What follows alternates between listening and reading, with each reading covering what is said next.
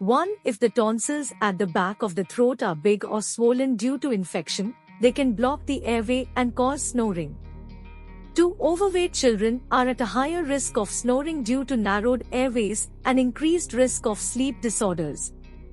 3. Cold and allergy outbreaks can block airflow and inflame the tonsils and adenoids, leading to difficulty in breathing and increased snoring risk.